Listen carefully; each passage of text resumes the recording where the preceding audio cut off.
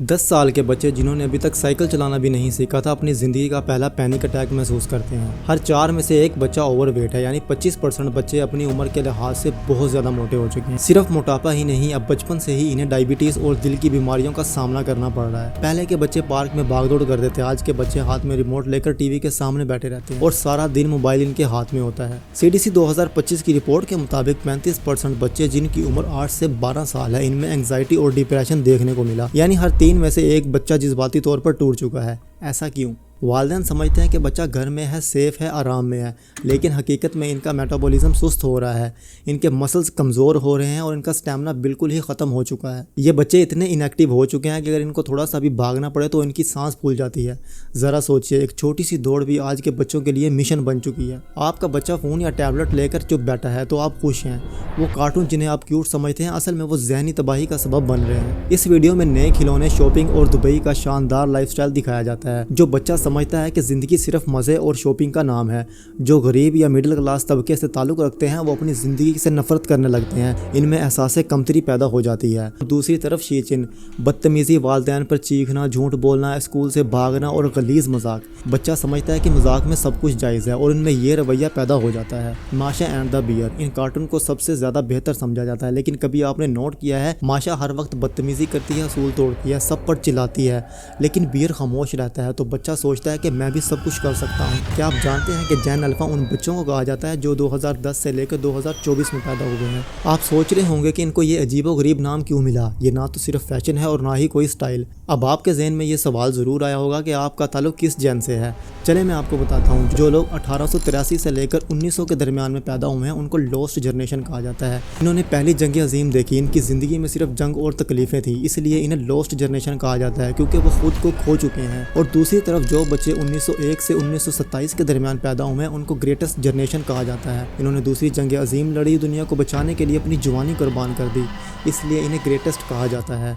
और उसके बाद 1928 से लेकर 1945 के दरमियान जो जनरेशन होती है, उनको साइलेंट जनरेशन कहा जाता है। ये कम बोलते थे लेकिन हर दर्द चुपचाप सह लेते थे। और इस वक्त दुनिया में वर्ल्ड वार 2 चल रही थी। इन्होंने भी बहुत सी तकलीफ़ें देखी हैं अपनी ज़िंदगी में। उसके बाद जो बच्चे 1946 से 1964 के दरमियान में पैदा हुए हैं, उनको बेबी बूमर्स कहा जाता है। जंग के बाद जब दुनिया में अमन आया तो बहुत सी शादियाँ हुई, बहुत से बच्चे पैदा हुए, इसलिए इन्हें बूमर्स कहा जाता है। और अब बात है उन बच्चों पर जो 1965 से लेकर 1980 के दरमियान में पैदा हुए हैं। इनको जनरेशन एक्स कहा जाता है। इस दौर में टीवी और वीडियो गेम्स का आगाज़ हुआ। पुराने और नए दौर का संगे बुनियाद रखा गया। आने वाली टेक्नोलॉजी की इस वक्त में ही बुनियाद हुई। उसके बाद आ जाते हैं 1980 से लेकर 1996 में जो बच्चे पैदा हुए हैं, उनको मिनिमल्स कहा जाता है। ये बच्चे उस टाइम पीरियड में जवान हुए हैं जब इंटरनेट, कंप्यूटर और मोबाइल फ़ोन्स का आगाज़ हुआ था। इन्होंने अपनी आंखों से इंटरनेट, मोबाइल फ़ोन्स और डिजिटल दुनिया को बदलते हुए देखा है। इनको जनरेशन जी कहा जाता है। इनकी दुनिया यूट्यूब, टिकटॉक और इंस्टाग्राम के साथ शुरू हुई थी, लेकिन इनमें एंग्जाइटी, डिप्रेशन और अकेलापन ज़रूर देखने को मिलता है। इसके बाद आते हैं वो बच्चे जो 2010 से लेकर 2024 के दरमियान पैदा हुए। इनको जनरेशन अल्फ़ा कहा जाता है। ये आज के छोटे बच्चे हैं जिनका स्क्रीन के बगैर तो तस्वर मुमकिन ही नहीं।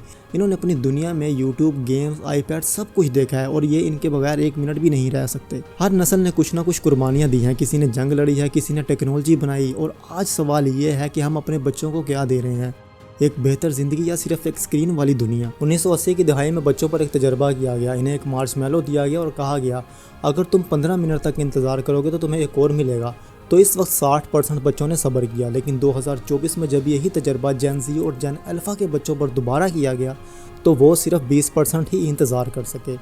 यानी सब्र, डिसीजन मेकिंग और प्लानिंग सब कुछ कमज़ोर हो चुका है। और सबसे खौफनाक बात मैं आपको बताता हूँ कि 2024 में एक रिसर्च की गई थी। उन्होंने 13 साल के बच्चे जो 4 से 5 घंटे तक मोबाइल फ़ोन यूज़ करते थे, उनका दिमाग स्कैन किया गया। नतीजा जब आप सुनेंगे तो आपका दिमाग हिल जाएगा। इनका दिमाग इस हद तक मुतासिर हो चुका था कि जैसे एक कोकेन लेने वाले शख्स का होता है। यानी अगर आपका बच्चा दिन भर रील्स या टिकटॉक देखता है तो समझ लें कि इसका दिमाग भी वैसे ही नुकसान उठा रहा है जैसे वो ड्रग्स ले रहा हो।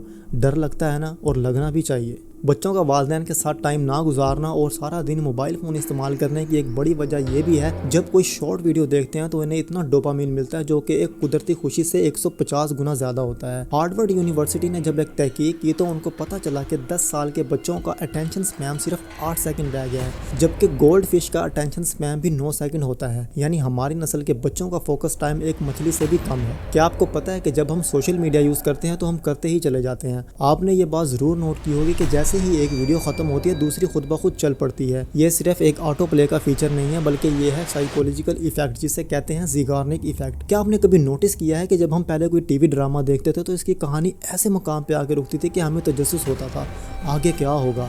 آج کا الگوریتھم بھی ویسے ہی تجسس پیدا کر رہا ہے تاکہ آپ رک نہ سکیں۔ پہلے جب بچہ بور ہوتا تھا تو کچھ نیا سوچتا تھا، کچھ نیا بناتا تھا، لیکن آج جیسے ہی بچے کے بور ہونے کا احساس ہوتا ہے تو فوراً اس کے ہاتھ میں فون پکڑا دیا جاتا ہے۔ ایک تحقیق کے مطابق جن بچوں نے روزانہ صرف 30 منٹ تک خود کو بور ہونے دیا، ان کی پرابلم اسکیل میں 41% تک اضافہ ہوا ہے۔ یعنی اگر آپ اپنے بچے کو بور ہی نہیں ہونے دیتے تو آپ اسے سوچنے کا بھی موقع نہیں دیتے۔ 1980 کا بچہ جب ٹرین میں بور ہوتا تھا تو وہ نوٹ بک نکال کر کچھ بنانا شروع ہو جاتا تھا۔ وہ سوچتا تھا یہ کیا ہے، شاید یہ راکٹ ہو سکتا ہے۔ لیکن آج کا بچہ میمز پیج کو سکرول کرتا ہے اور آگے چلا جاتا ہے۔ پہلے ایک ٹیڑھا سرکل بھی نیا خیال بن جاتا تھا اور آج صرف سکرول اور اندر سے بالکل خالی دماغ۔ اگر آپ بچے کو 2 منٹ بور ہونے دے تو وہ سب سے پہلے ادھر ادھر دیکھے گا اور پھر کچھ چیزوں کو اٹھا کر شیپ بنانا شروع ہو جاتا ہے اور کچھ ٹائم بعد وہ کچھ نہ کچھ بنا لیتا ہے۔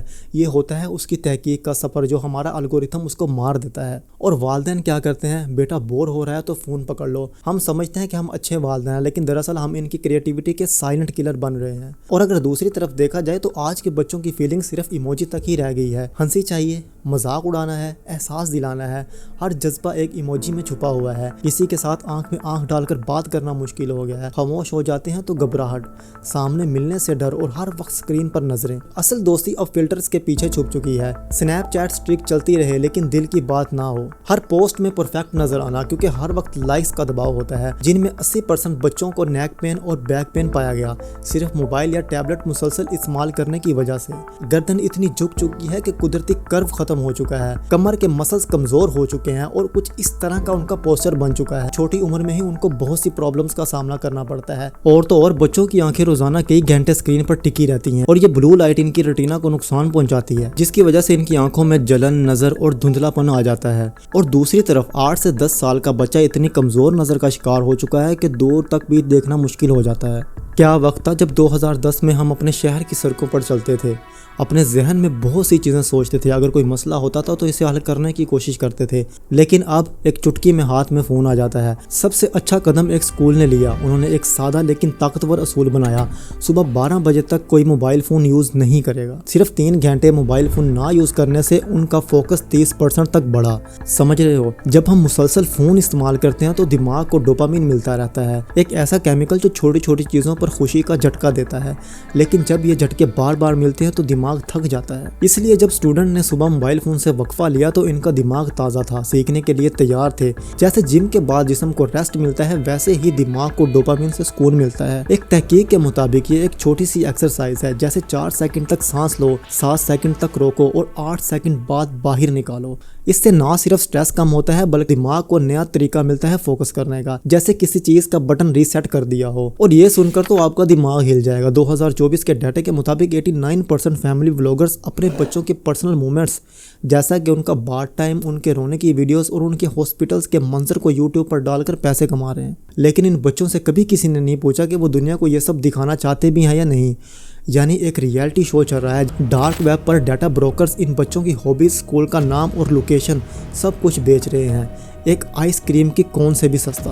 لیکن سب کچھ منفی نہیں ہے۔ 2024 میں ایک طاقتور موومنٹ آئی، اس کے ذریعے 12 کروڑ بچوں کی تصویروں کو انٹرنیٹ سے ہٹا دیا گیا۔ اور اب تو نئے ڈیجیٹل ٹولز بھی آ چکے ہیں، جیسا کہ کینری۔ یہ ٹول والدین کو ہر ماہ الرٹ کرتا ہے کہ آپ کے بچے کی 4000 سے زائد تصویریں ڈارک ویب پر لیک ہو چکی ہیں، اور آپ کو وارننگ دیتا ہے کہ یہ کس لوکیشن پر ہوئی ہیں۔ یہ ٹول ایک طرح کا باڈی گارڈ بن چکا ہے۔ اور فرانس نے بھی ایک شاندار قدم اٹھایا۔ ایک لا ہے جس کا نام ہے لوپسی 2.0۔ اس قانون کی وجہ سے صرف ایک سال میں 5.5 لاکھ سے زائد بچوں کی امیجز انٹرنیٹ سے ہٹا دی گئی۔ وہاں والدین کے پاس ایک رائٹ ہے، مطلب اگر کوئی ویڈیو یا فوٹو غلطی سے وائرل ہو جائے تو وہ قانونی طور پر اس کو ہٹا سکتے ہیں۔ لیکن امریکہ، وہاں کا قانون کوپا تو بس ایک جوک لگتا ہے۔ سوچو، اگر کسی نے آپ کے بچے کی 100 ویڈیوز انٹرنیٹ پر وائرل کر دی ہیں تو اس کی سزا صرف 30 سینٹ، یعنی ایک کینڈی سے بھی سستی۔ ایک اور اسٹڈی سے پتہ چلا کہ 60% بچوں کو اپنے شو لیسز نہیں باندھنے آتے، لیکن ان کو اسکرول کرنا بخوبی آتا ہے، اور صرف چھوٹے بچے نہیں، بڑے اسٹوڈنٹ بھی ان کا شکار ہیں۔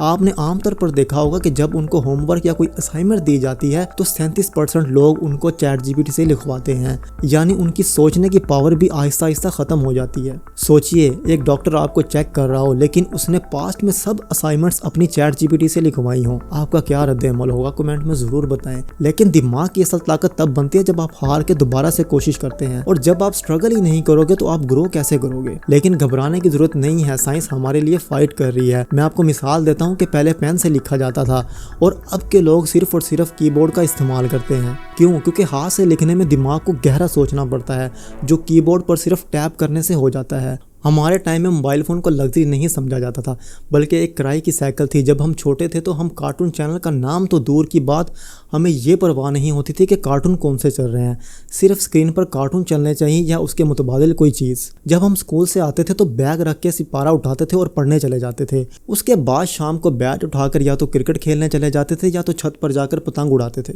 کبھی کسی بات پر آپس میں لڑ پڑتے تھے، چیخنا، ناراض ہونا، ایک دوسرے سے بات کرنا بند کر دینا، لیکن کچھ ہی دیر کے بعد ایک دوسرے کے ساتھ کھیلنا اور ہنسنا شروع کر دیتے تھے جیسے کچھ ہوا ہی نہیں۔ دوستی میں ناراضگی ہوتی تھی لیکن دوری کبھی نہیں ہوتی تھی۔ گرمیوں کی چھٹیاں عید سے کم نہیں ہوتی تھی، صبر نہیں ہوتا تھا کہ نانی کے گھر جائیں، وہاں کزن کے ساتھ مل کر کچھ نہ کچھ کریں، اور ایک بار تو مچھلیاں پکڑنے کے لیے کلومیٹر کا پیدل سفر کیا، اور پھر جب تھک ہار کر واپس آئے تو گھر آ کر مار پڑی، اور یہ بھی ہماری زندگی کا سب سے یادگار لمحہ بن گیا۔ ایک چھوٹی سی کرکٹ ٹیم بناتے، پھر کالونی کے کسی اور گروپ کو ہرانے کے لیے پوری پلاننگ کرتے، ہم رن لیتے، وکٹس لیتے، اور جیسے کوئی ورلڈ کپ چل رہا ہو۔ امپائر کا فیصلہ تو جیسے نہ ہی تھا، نہ تو کوئی ٹرافی ہوتی تھی، خوشی صرف جیت میں نہیں ساتھ ہونے میں ہوتی تھی۔ کبھی پیسے ملا کر سائیکل کرائے پر لیتے، چھت پر بیٹھ کے بہت سے خواب دیکھتے، ہر سوچ پر نئے آئیڈیاز ہوتے تھے۔ لیکن آج بچہ بور ہونے سے پہلے یوٹیوب کھول لیتا ہے، ہر کام میں ڈسٹریکشن اور ہر رشتے میں ڈسٹینس۔ ہم نے اپنی زندگی میں وہ سب محسوس کیا جو یہ اسکرین آپ کو کبھی بھی نہیں کروا سکتی، لیکن ان یادوں کا ایک ٹکڑا آج بھی دل کے کسی کونے میں زندہ ہے، اور وہی اصل زندگی تھی۔